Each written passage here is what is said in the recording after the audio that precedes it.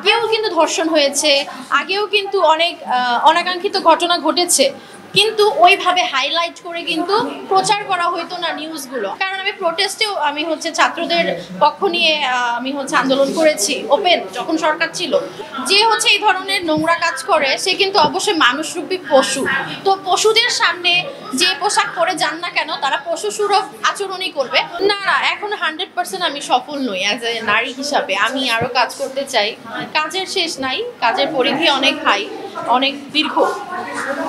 তো আরো কিছু ভালো ভালো কাজ করতে চাই, সব সেক্টরেই কাজ করতে চাই। নারী হিসাবে পুরুষদের বা ছেলেদের কাছ থেকে, বন্ধুদের কাছ থেকে ছেলেরা কতটুকু সহযোগিতা পেয়ে থাকেন?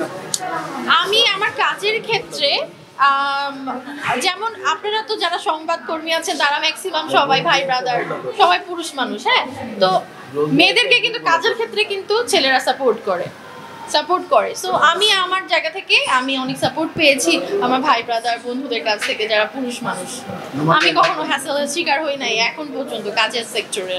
আচ্ছা আপু, রিসেন্টলি নারীদের প্রতি নির্যাতন বা ধর্ষণের বিষয়টা বেড়ে যাচ্ছে, তো আপনারা তারকা হিসেবে এই বিরুদ্ধে কোনো আওয়াজ তুলছেন না কেন সেভাবে? কারণ সারা দেশ বিচার চাচ্ছে, আপনাদের কোনো স্ট্যাটাস বা প্রতিবাদ আমরা দেখি না কেন? কারণ আপনারাও একজন নারী, একটা ছোট বাচ্চা মেয়ে যেখানে ধর্ষিত হয়েছে, এই বিষয়টা কি না? আসলে এখন বিষয়টা হচ্ছে যে দেখেন, কিছু হইলেই সব নিউজগুলো প্রকাশ হচ্ছে, আপনারা প্রকাশ করার একটা সুযোগ পাচ্ছেন। হ্যাঁ, মানে এই গভর্নমেন্টের আমলে। সো আগেও কিন্তু ধর্ষণ হয়েছে, আগেও কিন্তু অনেক অনাকাঙ্ক্ষিত ঘটনা ঘটেছে, কিন্তু ওইভাবে হাইলাইট করে কিন্তু প্রচার করা হইতো না নিউজগুলো। আপনারাও অনেক সময় দেখা গেছে যে নিউজ একটা কভার করতে 10 বার চিন্তা করতেন যে আচ্ছা এই নিউজটা কি আমি কভার করব কি করব না, কিন্তু এখন সব কিছু চোখের সামনে খোলাসা।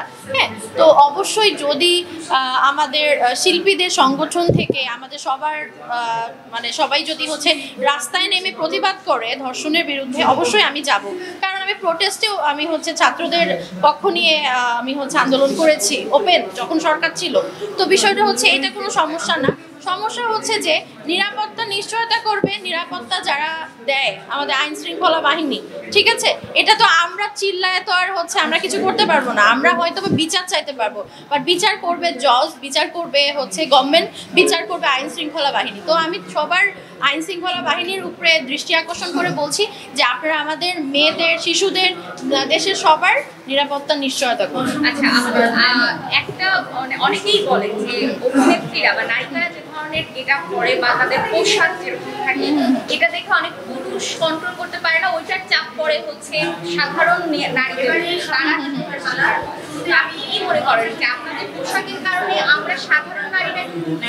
না, পোশাকের কারণে এটা কিন্তু ভুল কথা। আসলে শোনেন, যে এই ধরনের নোংরা কাজ করে সে কিন্তু অবশ্যই মানুষরূপী পশু। তো পশুদের সামনে যে পোশাক পরে যান না কেন তারা পশু সুলভ আচরণই করবে, মানুষ সুলভ আচরণ করবে না।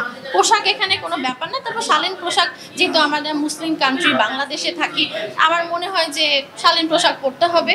বাট আমি মনে করি যে ভিতরের পশুটাকে আগে আমাদের শেষ করতে হবে, তবেই আমরা নিরাপদ থাকবো।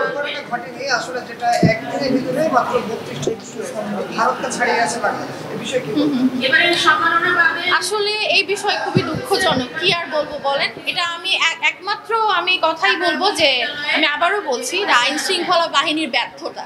এটা বাংলাদেশের মানুষদের ব্যর্থতা না, বা এটা বাংলাদেশের প্রেক্ষাপট না।